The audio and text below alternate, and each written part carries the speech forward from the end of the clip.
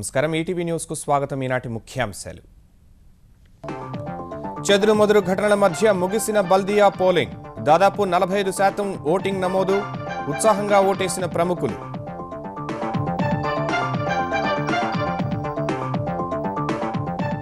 పాత బస్తీలో ఎంఐఎం కార్యకర్తలు దాడులు కాంగ్రెస్ నేత షబీర్ అలీకి గాయాలు తెలంగాణ ఉప ముఖ్యమంత్రి కుమారుడిపై దౌర్జన్యం ఎంఐఎం తీరుపై మండిపడిన పీసీసీ మజ్లిస్ తెరాస కుమ్మక్కైనట్టు ఆరోపణ దౌర్జన్యాలకు బాధ్యులను వదిలిపెట్టే ప్రసక్తే లేదన్న నాయని గ్రేటర్ ఎన్నికల్లో విజయంపై ప్రధాన పార్టీల ధీమా గులాబీ జెండా ఎగురుతుందన్న కేటీఆర్ తెరాసకు ఓటమి భయం పట్టుకుందన్న తెలుగుదేశం రిజర్వేషన్లపై కాపు నేతలతో చంద్రబాబు భేటీ 9 నెలల్లో సమస్య పరిష్కరిస్తామని హామీ ఎవరికీ ఇబ్బంది లేకుండా కల్పించాలన్న సంఘాలు ఆంధ్రప్రదేశ్కు ప్రత్యేక హోదా ప్రకటించాలన్న రాహుల్ అనంతలో జరిగిన ఉపాధి హామీ పథకం 10వ వార్షికోత్సవంలో కేంద్రానికి డిమాండ్ కీలక వడ్డీ రేట్లను యథాతథంగా కొనసాగించిన రిజర్వ్ బ్యాంక్ స్టాక్ మార్కెట్లలో అమ్మకాల ఒత్తిడి 286 పాయింట్లు కోల్పోయిన సెన్సెక్స్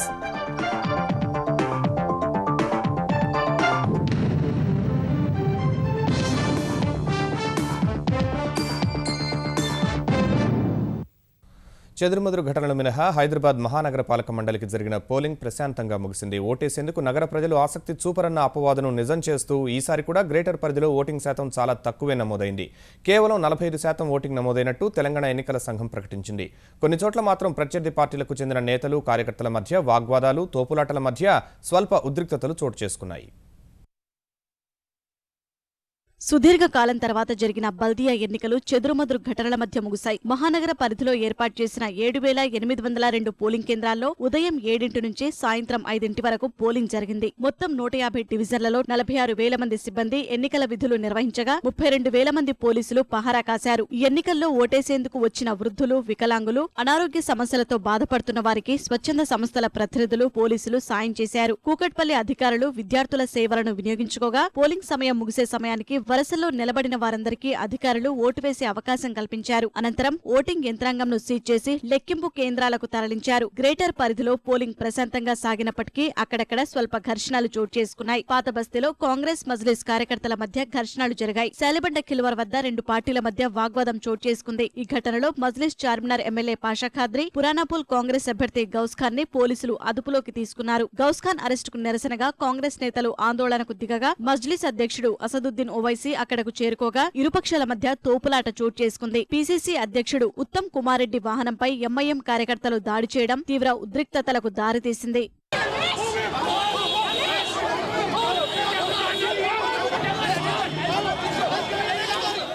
జాంబాగ్ డివిజన్ దారుసాలెంలోనూ కాంగ్రెస్ మజ్లిస్ పార్టీల మధ్య గొడవ ఉద్రిక్తతకు దారితీసింది మహిళలతో ఎంఐఎం దొంగ ఓట్లు వేయిస్తోందంటూ కాంగ్రెస్ కార్యకర్తలు అడ్డుకున్నారు పోలీసులు లాఠీ జులిపించి పరిస్థితి అదుపు చేశారు పోలింగ్ కేంద్రంలో ప్రచారం నిర్వహిస్తున్నాడని తలాప్కట్టలో ఎంబీటీ నేత షకీల్ ను పోలీసులు అరెస్ట్ చేశారు కేపీహెచ్బీ కాలనీలోని 3-4 పోలింగ్ కేంద్రాల వద్ద తెలుగుదేశం తెరాస కార్యకర్తల మధ్య వాగ్వాదం చోటు చేసుకుంది బంజారాహిల్స్ ఎన్బీటీ నగర్ లో పోలీసుల తీరుపై తెరాస నేత కేశవరావు కుమార్తె విజయలక్ష్మి ఆగ్రహం వ్యక్తం చేశారు పోలింగ్ కేంద్రానికి కరపత్రాలు టోపీలతో వచ్చిన సోమాజిగూడ కాంగ్రెస్ అభ్యర్థి భర్త శ్రీనివాస్ ను పోలీసులు అరెస్టు చేశారు ఉప్పల్లో ఓయూ పోలీసులు తెలుగుదేశం అభ్యర్థికి అనుకూలంగా వ్యవహరిస్తున్నారని తెరాస ఎమ్మెల్సీ పల్లా రాజేశ్వరరెడ్డి స్థానిక నేతలతో కలిసి గిరిజన బస్తీ పోలింగ్ కేంద్రం వద్ద ఆందోళన చేశారు బల్కంపేటలో ఓటర్లకు డబ్బులు పంచుతున్న భాజపా కార్యకర్తలు 2 అరెస్ట్ చేశారు నేరేడుమెట్లో డబ్బులు పంపిణీ చేస్తున్నారంటూ తెరాస కార్యకర్తలను స్థానికులు పోలీసులకు అప్పగించారు గన్ఫోడ్రీ నేతాజీ నగర్ లో కాంగ్రెస్ కార్యకర్తలు డబ్బులు పంచుతున్నారన్న సమాచారంతో సోదాలు నిర్వహించి మద్యం సీసాలను స్వాధీనం చేసుకున్నారు వనస్థలిపురం పిట్టల బస్తీలో తెరాస కార్యకర్తలు డబ్బులు పంచుతున్నారంటూ కొందరిని కాంగ్రెస్ కార్యకర్తలు పోలీసులకు అప్పగించారు బల్దియా మహాసమరం పాత బస్తీలో తీవ్ర ఉద్రిక్తతకు దారితీసింది ఎంఐఎం కార్యకర్తలు రెచ్చిపోయారు పెద్ద పెద్ద కర్రలు పట్టుకుని ప్రత్యర్థి పార్టీల నేతలు కార్యాలయాలపై దాడులకు దిగారు ఉప ముఖ్యమంత్రి మహమూద్ అలీ ఇంటిపై దాడి చేసిన వారు ఆయన కుమారుడు ఆజం అలీపై దాడికి ప్రయత్నించారు ఎంఐఎం కార్యకర్తల దాడిలో కాంగ్రెస్ నేత షబీర్ అలీ భారతీయ జనతా పార్టీకి చెందిన కొందరికి గాయాలయ్యాయి మలక్పేట ఎమ్మెల్యే బలాల ప్రోద్బలంతో దాడులు జరిగాయన్న ఫిర్యాదుపై పోలీసులు ఆయన్ను అరెస్ట్ చేశారు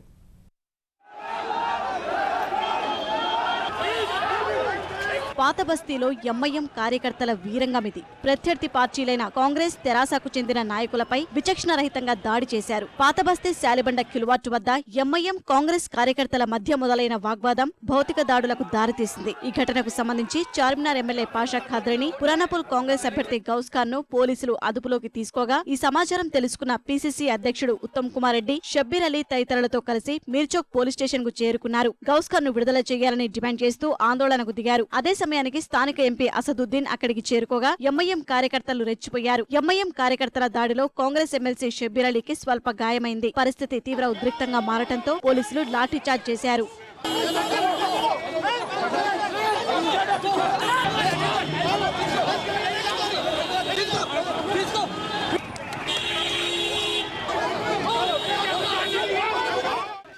ఈ పరిస్థితిపై ఆగ్రహించిన యువజన కాంగ్రెస్ నేతలు తెలంగాణ డీజీపీ కార్యాలయం ముందు ధర్నా చేపట్టింది. తర్వాత అక్కడకు చేరుకున్న కాంగ్రెస్ నేతలు ఉత్తమ్, భట్టి విక్రమార్క, దానం, పొన్నం ప్రభాకర్ ఎంఐఎం కార్యకర్తల దాడికి నిరసనగా ఆందోళన చేపట్టారు. చివరకు అదనపు సిపి అంజన్ కుమార్ అక్కడకు చేరుకుని కాంగ్రెస్ నేతలపై దాడులకు బాధ్యులపై చర్యలు తీసుకుంటామని హామీ ఇవ్వగా వారు ఆందోళన విరమించారు. అసదుద్దీన్ ఓవైసీ పోలీస్ స్టేషన్ ఎదురుగా కాంగ్రెస్ ప్రెసిడెంట్ నా మీద అటాక్ చేసినారు, ఎలక్షన్ రూల్ ను వైలేట్ చేసినారు. కాబట్టి ప్రభుత్వం తక్షణమే దాని మీద యాక్షన్ తీసుకోవాలా. ఈ రౌడిజం, ఈ గుండాయిజం సహించము. ప్రజాస్వామ్యం పద్ధతిలో గౌరవ ముఖ్యమంత్రి కేసీఆర్ గారు స్పందించారని ఆశిస్తున్నాం. అజంపురాలో ఉప ముఖ్యమంత్రి మహమూద్ అలీ ఇంటిపై కూడా ఎంఐఎం కార్యకర్తలు దాడికి పాల్పడ్డారు. అక్కడే ఉన్న ఆయన కుమారుడు అజం అలీపై దాడికి యత్నించారు. మలక్పేట ఎంఐఎం ఎమ్మెల్యే బలాలా అనుచరులు దాడికి యత్నించినట్లు తెరాస నేతలు ఫిర్యాదు చేయగా పోలీసులు బలాలాను అరెస్టు చేసి బొల్లారం పోలీస్ స్టేషన్ కు తరలించారు. మహమూద్ అలీ ఇంటిపై దాడి చేసిన ఎంఐఎం కార్యకర్తలను చెదరగొట్టారు. ఇది తెలిసి మహమూద్ అలీ ఇంటికి వెళ్లిన హోంమంత్రి నాయిని నరసింహారెడ్డి పరిస్థితిని సమీక్షించారు.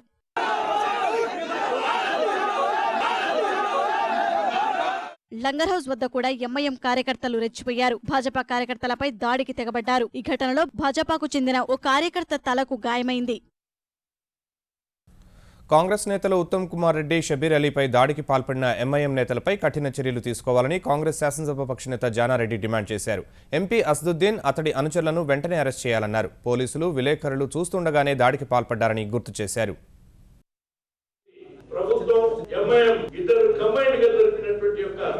కుట్రలో భాగం ఎంఐఎం గుండాలు ఆ ప్రాంతంలో భయభ్రాంతులు చేసేటువంటి పరిస్థితిని చూస్తే అసలు ఈ రాష్ట్రంలో లాండ్ ఆర్డర్ ఉన్నదా లేదా, అధికారాన్ని అడ్డం పెట్టుకుని అల్లరి గుంటలతో ఎన్నికలు జరుపుకొని చట్టవిరుద్ధంగా వ్యవహరిస్తున్నటువంటి తీరుపైన వెంటనే అరెస్ట్ చేసి లాండ్ ఆర్డర్ ని కాపాడకపోతే ప్రజా మూవ్మెంట్ వచ్చేటువంటి ఒక పరిస్థితి కూడా ఉండదని చెప్పి ఈ ప్రభుత్వాన్ని హెచ్చరిస్తున్నారు.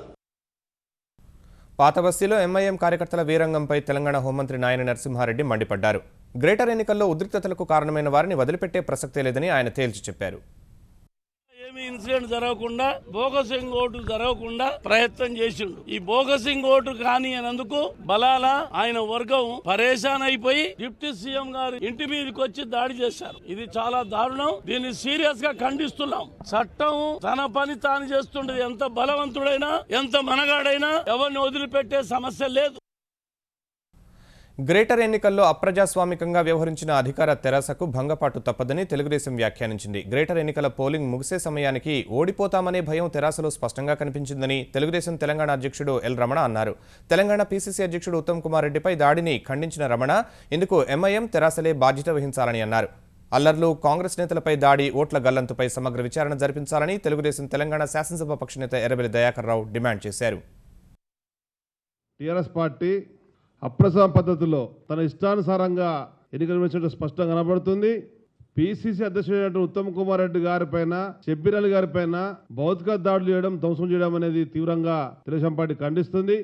టీఆర్ఎస్ పార్టీ ప్రజాస్వామ్యాన్ని కూనీ చేస్తున్నది. ఉత్తమ్ కుమార్ రెడ్డి మీద దాడి, ఎంపీ ఉండి దాడి చేయటం, వాళ్ళు ఎమ్మెల్యేలు దాడి చేయటం, ఈ దాడులన్నిటి మీద, అక్రమ అరెస్టుల మీద, పోలింగ్ బూత్ల మీద దగ్గర భయభ్రాంతులు చేసిన మీద పూర్తి విచారణ జరిపించాలనేదే తెలుగుదేశం పార్టీ డిమాండ్.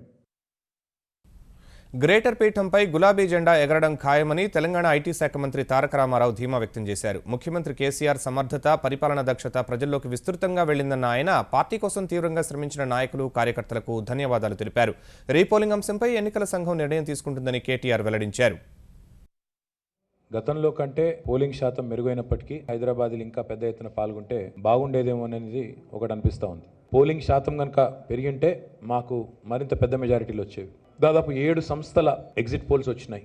ఈ 7 సంస్థల ఎగ్జిట్ పోల్స్ కూడా నిర్ద్వందంగా చెప్తున్నది టీఆర్ఎస్ పెద్ద మెజారిటీతో సొంతంగానే గెలవబోతా ఉన్నది. గ్రేటర్ హైదరాబాద్ పీఠంపై ఖచ్చితంగా గులాబీ జెండా ఎగరబోతున్నది అనేది అందరూ కూడా నిర్ద్వందంగా చెప్తా ఉన్నారు. గ్రేటర్ పరిధిలో ఈసారి ప్రముఖులు మాత్రం ఉత్సాహంగా ఓటేశారు. ఉదయం నుంచే పోలింగ్ కేంద్రాలను చేరుకున్న సినీ, రాజకీయ, ఇతర రంగాలకు చెందిన ప్రముఖులు తమ ఓటు హక్కు వినియోగించుకున్నారు.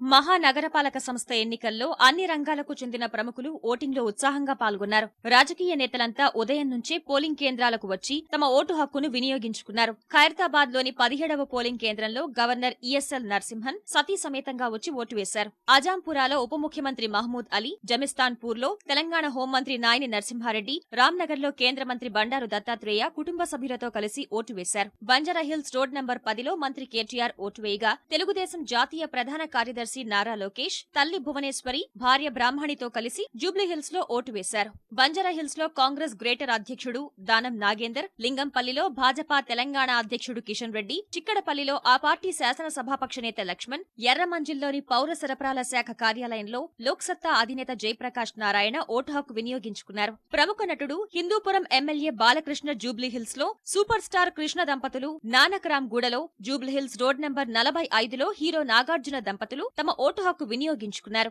మా అధ్యక్షుడు రాజేంద్ర ప్రసాద్ కుటుంబ సభ్యులు, యువ హీరో అల్లు అర్జున్, సీనియర్ నటుడు మోహన్ బాబు, ఆయన కుటుంబ సభ్యులు ఓటేసి స్ఫూర్తిని చాటితే జూబ్లీహిల్స్ లోని ఓబుల్ రెడ్డి స్కూల్లో జూనియర్ ఎన్టీఆర్ కుటుంబ సభ్యులతో కలిసి ఓటు వేశారు.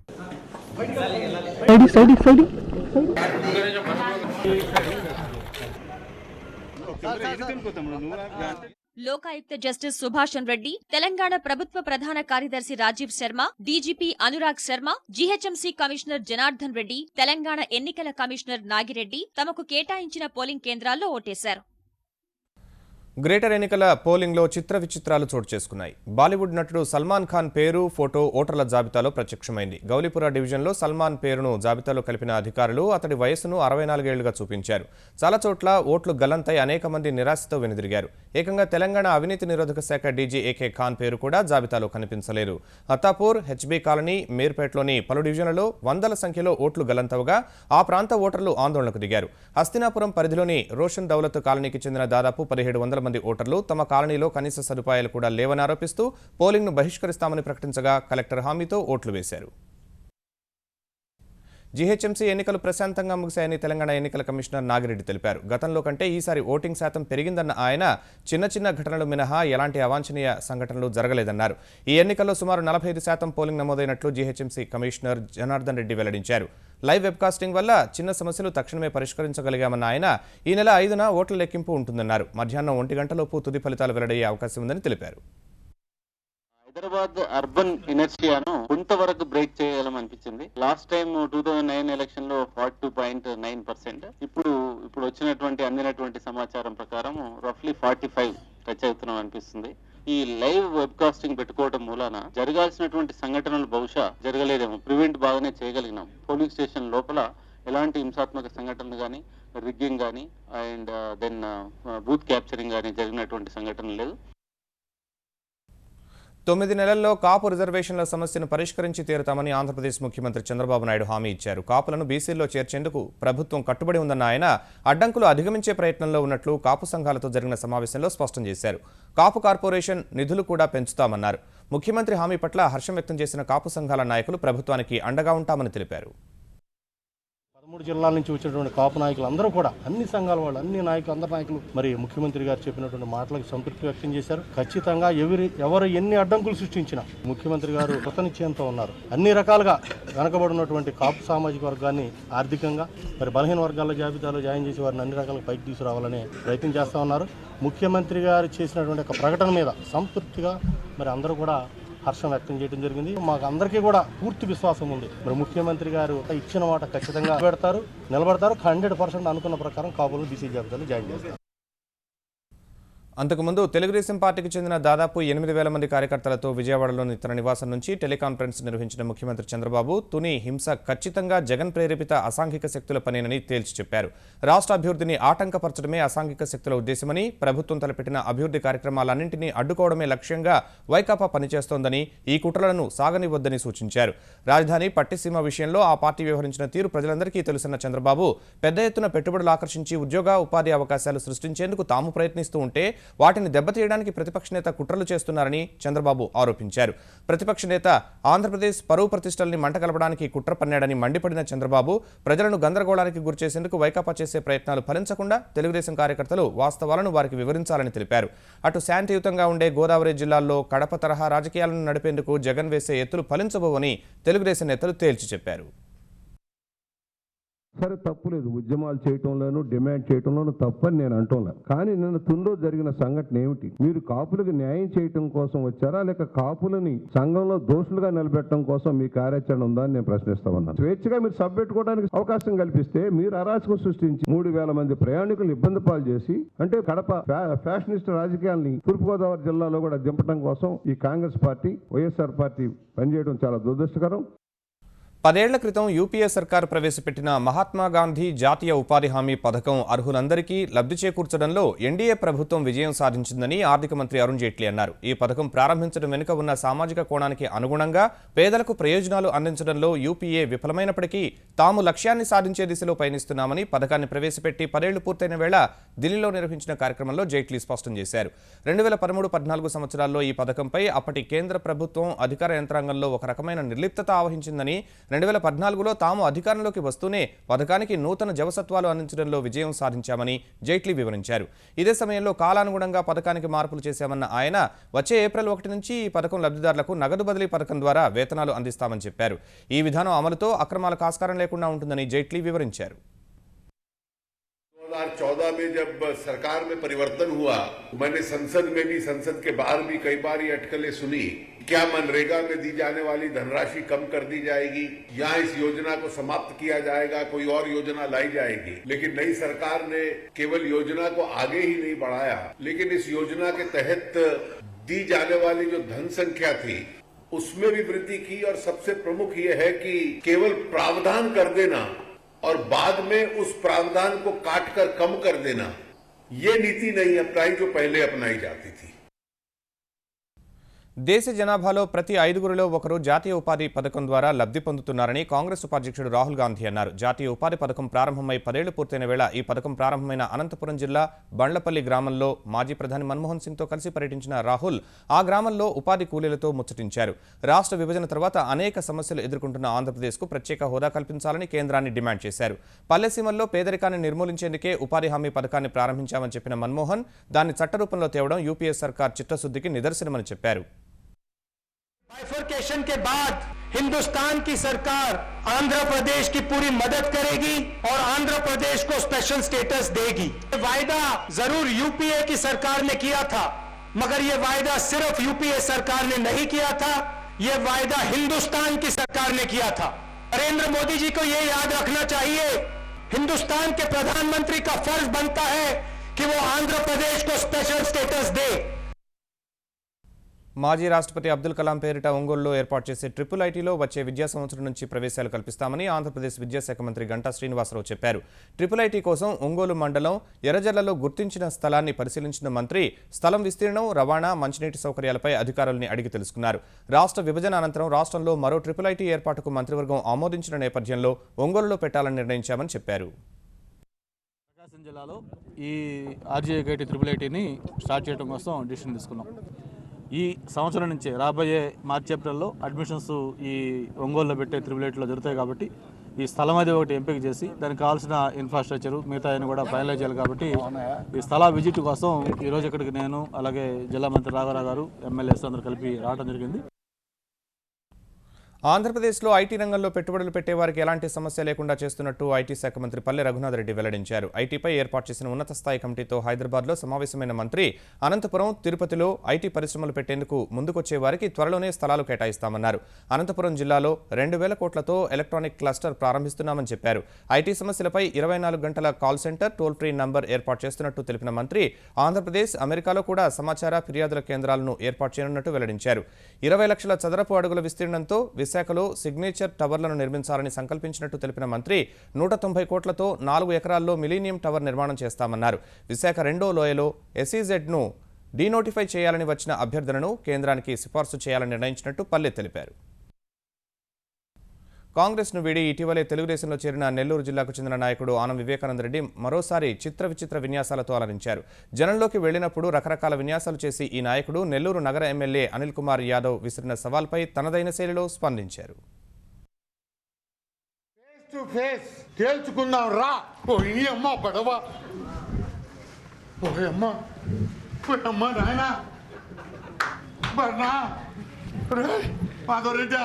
కాపాడండి నన్ను. ఓయమ్మ, ఫేస్ టు ఫేస్. ఇదేందా ఇదా? ఓయమ్మ, ఏంది ఇది? ఇదేంది ఇదా? ఏంది రాదా? ఓ పత్రికలో ఏందా ఇదా? ఫేస్ టు ఫేస్ ఏందయ్యా? ఇది ఇంకా భయం వేస్తుంది. వణుకు వచ్చేసింది నా కడుపులో నుంచా. నేనేమన్నా కుస్తీ పోటీలాడినా? నేనేమన్నా కుస్తీలాడానా? నేనేమన్నా బాక్సర్నా? రాజకీయ నాయకుడినాయా? 65 ఏళ్ళు నాకు. నా వయసు ఏం దాచిపెట్టుకొని నేను.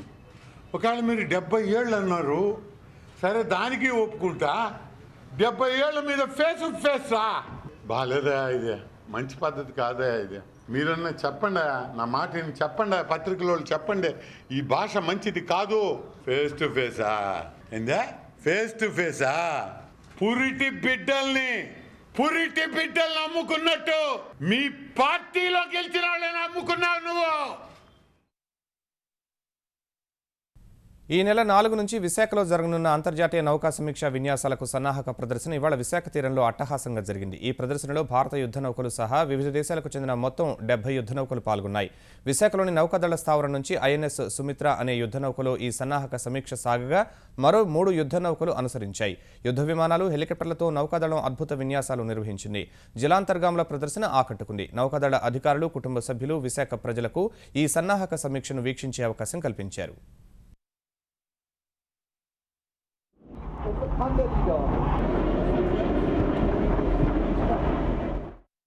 జమ్మూ కశ్మీర్లో ప్రభుత్వ ఏర్పాటుపై నెలకొన్న ప్రతిష్టంభన తొలగించేందుకు ఆ రాష్ట్ర గవర్నర్ చేసిన ప్రయత్నం ఫలించలేదు. NN వోరా పిలుపు మేరకు రాజ్భవన్కు వెళ్లిన PDP అధినేత్రి మెహబూబా ముఫ్తీ అధికార పగ్గాలు చేపట్టడంపై ఎలాంటి స్పష్టత ఇవ్వలేదు. గవర్నర్కు ఏం చెప్పారనే అంశంపై జవాబివ్వని ఆమె భారతీయ జనతా పార్టీతో కలిసి ప్రభుత్వం ఏర్పాటు చేసేందుకు కొన్ని షరతులు పెట్టారు. ప్రభుత్వ ఏర్పాటుకు మెరుగైన వాతావరణం అవసరమని, రాష్ట్ర అభివృద్ధి, శాంతికి సంబంధించి కేంద్రం విశ్వాస కల్పన చర్యలు చేపట్టాలన్నారు. ఆ చర్యలు ఎలా ఉండాలనే అంశంపై స్పష్టత ఇవ్వని ముఫ్తీ ఇరు పార్టీలు గతంలో నిర్దేశించుకున్న ఉమ్మడి అజెండాను ప్రస్తావించారు. భాజపాతో ఎలాంటి భేదాభిప్రాయాలు లేవన్న ఆమె సయీద్ లేని లోటు తీర్చేందుకు కేంద్రం విశ్వాస కల్పన చర్యలు చేపట్టడం అవసరమన్నారు. అటు గవర్నర్ను కలిసిన భాజపా నేతలు మరో 10 రోజుల్లోగా ఆయన్ను కలిసేందుకు సమయం కేటాయించాలని కోరారు. PDPతో పొత్తు కొనసాగించాలని కోరుకుంటున్నట్లు తెలిపారు. అంతకుముందు PDP అధినేత్రి ముఫ్తీని కలిసిన భాజపా నేత నిర్మల్ సింగ్ పొత్తు కొనసాగుతుందని ధీమా వ్యక్తం చేశారు.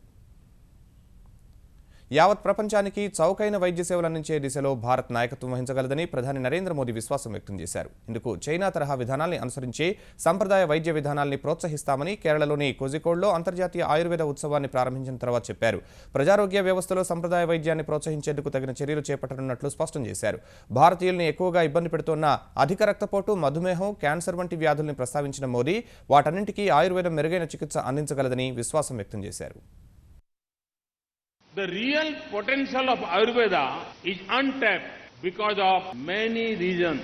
Most importantly, because of inadequate scientific scrutiny and concerns regarding standards and quality.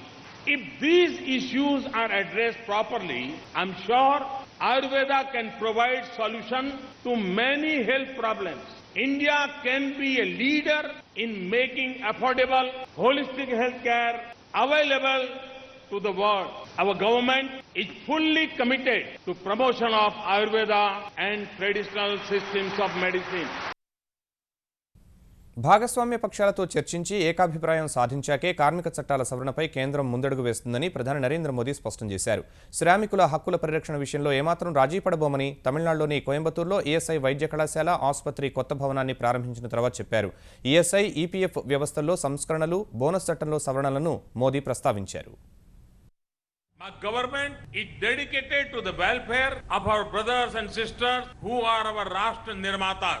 Sensing the need for expansion of ESIC, I launched a second generation reform agenda named ESIC 2.0. Several initiatives have been started to improve the quality of service delivery in ESI hospitals. I'm happy that ESIC proposes to expand coverage by complementing its own services with public-private partnership. Apart from cancer detection, cardiology treatment and dialysis, the corporation also proposes to offer in a phased manner pathological and X-ray facilities in all its dispensaries through PPPS. 2016-17 ఆర్థిక సంవత్సరానికి కేంద్రం బడ్జెట్ను ప్రవేశపెట్టనున్న వేళ reserve bank మరోసారి ధరల నియంత్రణకు పెద్దపీట వేస్తూ ద్రవ్యపరపతి మధ్యంతర సమీక్షను ప్రకటించింది. ఈ మేరకు ఇవాళ ద్వైమాసిక ద్రవ్యపరపతి విధానాన్ని ప్రకటించిన రిజర్వ్ బ్యాంక్ కీలక వడ్డీ రేట్లను యథాతథంగా కొనసాగిస్తున్నట్టు తెలిపింది. దేశంలోని బ్యాంకులు తన వద్ద తీసుకునే స్వల్పకాలిక రుణాలపై ఇచ్చే వడ్డీ రెపో రేటును 6.75%, బ్యాంకులు తన వద్ద చేసే డిపాజిట్లపై ఇచ్చే వడ్డీ రివర్స్ రెపో రేటు 5.75% వద్ద కొనసాగిస్తున్నట్టు వెల్లడించింది.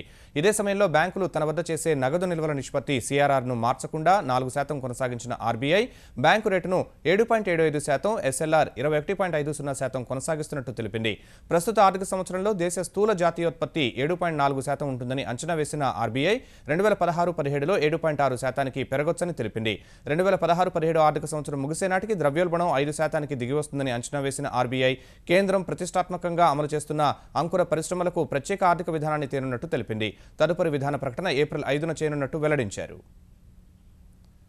కీలక వడ్డీ రేట్లను యథాతథంగా ఉంచుతూ రిజర్వ్ బ్యాంక్ ద్వైమాసిక ద్రవ్యపరపతి విధానాన్ని ప్రకటించిన వేళ స్టాక్ మార్కెట్లు నష్టాల్లో ముగిశాయి. గత సెషన్లో 46 పాయింట్లు కోల్పోయిన సెన్సెక్స్ ఇవాళ మరో 286 పాయింట్లు నష్టపోయింది.